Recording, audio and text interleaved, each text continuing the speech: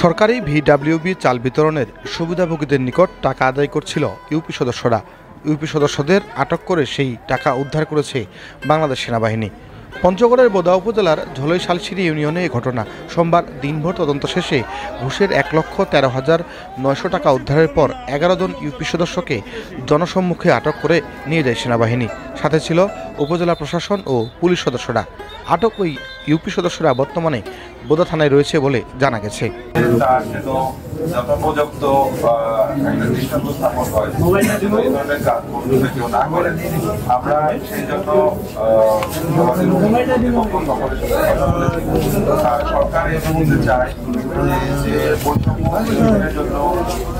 বাংলাদেশের জন্য আমরা এত কাজ করছি, সেখানে জন্য আবার নতুন করে কোনো ধরনের অবস্থা ফেরত না আসে।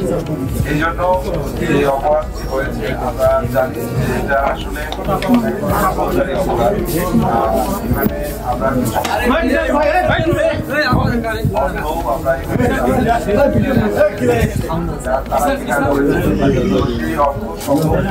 সামগ্রিক বিষয়ে উপযুক্ত আদালতের কাছে আমরা সুপর্দ করার নির্দেশ এবং সিদ্ধান্ত গ্রহণ করেছি।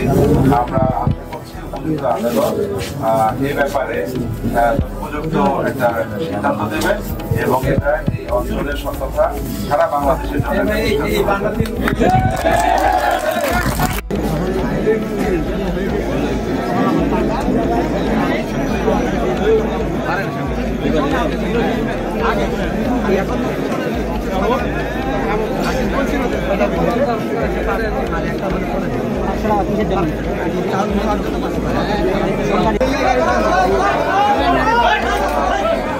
কোনো চিন্তা করবেন না, আপনাদের লোকজন, আপনাদের প্রতিবেশী।